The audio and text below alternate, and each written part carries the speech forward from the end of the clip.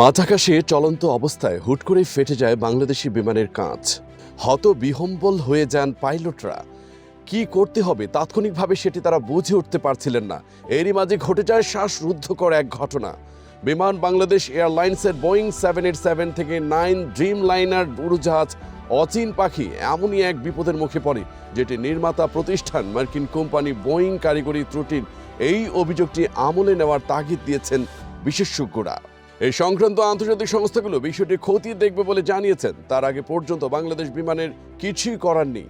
প্রশ্ন উঠেছে, তবে কি সংস্থাগুলোর চাপে আছে বাংলাদেশ? 285 জন যাত্রী ও 12 জন ক্রু নিয়ে গত 20 জানুয়ারি শনিবার বিকেলে নিয়মিত ফ্লাইটে সৌদি আরবের দাম্মামে যাচ্ছিল বাংলাদেশ এয়ারলাইন্সের উড়োজাহাজটি। সবকিছু ঠিকঠাকভাবে চলছিল। ঘণ্টাখানেক চলে সেটি দেশের আকাশসীমা পেরিয়ে ভারতের আকাশসীমায় প্রবেশ করে। এরপরই দেখা যায় বিপত্তি। ককপিটের উইন্ডশিল্ড বা কাঁচে হঠাৎ ফাটল চোখে পড়ে পাইলটের। শেষ পর্যন্ত উড়াল দেওয়ার 2 ঘন্টা পর পাইলটের ক্যাপ্টেন সেটি ঢাকায় হযরত শাহজালাল আন্তর্জাতিক বিমানবন্দরে নিরাপদে ফিরিয়ে আনতে সক্ষম হন। বিমান কর্মকর্তা বলছেন, উড়োজাহাজটিতে 285 জন যাত্রী ছাড়াও 12 জন ক্রু ছিলেন। ফ্লাইটের ক্যাপ্টেন ছিলেন নায়ক এবং সংসদ সদস্য ফেরদৌসের স্ত্রী ক্যাপ্টেন তানিয়া রেজা। এ বিষয়ে উচ্ছ্বাস প্রকাশ করে ফেরদৌস নিজের ইনস্টাগ্রামে হ্যান্ডেলে সে সময় লিখেন, আমি আমার প্রিয় স্ত্রী ক্যাপ্টেন তানিয়া রেজাকে নিয়ে গর্বিত। কর্মকর্তাদের ভাষ্য, বোয়িং 787 থেকে 9 ড্রিমলাইনার উড়োজাহাজ অচিন পাখি ঢাকা থেকে উড়ার আগে নিয়ম অনুযায়ী চেক করা হয়। তখন সবকিছু ঠিকঠাক পেয়েই সেটিকে উড্ডয়নের অনুমতি দেওয়া হয়। উড্ডয়নের ঘণ্টাখানেক পর ক্যাপ্টেন ককপিটের কাঁচে ফাটল দেখতে পান। এরপর তিনি এয়ার ট্রাফিক কন্ট্রোলারের সঙ্গে যোগাযোগ করে সেটি ঢাকায় ফেরানোর সিদ্ধান্ত নেন। ওড়ার 2 ঘন্টা পর ভারতের আকাশসীমা থেকে অচিন পাখি নিরাপদে ঢাকায় ফিরে আসে। পরে ওই ফ্লাইটের যাত্রীদের অন্য ফ্লাইটে করে গন্তব্যে পৌঁছানো হয়। এর আগে গত বছরের ফেব্রুয়ারিতে বিমানের বোয়িং 737 এর ককপিটের উইন্ডশিল্ড ফেটে গেলে সেটিকে মালয়েশিয়ার গ্রাউন্ডেড করা হয়।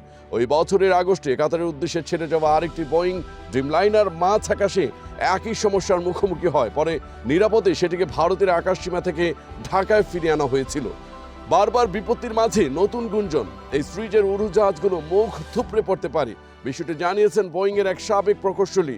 নির্মাণ ত্রুটির কথা জানিয়ে ড্রিমলাইনার না উড়ার পরামর্শ তার। দেশের অ্যাভিয়েশন বিশেষজ্ঞরা বলছেন, এমন অভিযোগের তদন্ত যত তাড়াতাড়ি হবে ততই মঙ্গল। এই ব্যাপারে বাংলাদেশ বিমানের সাবেক পরিচালক কাজী ওয়াহিদুল আলম বলেন, মানুষের মাঝে নানা শঙ্কা তৈরি হয়েছে, এটি দূর করে ফেলা উচিত।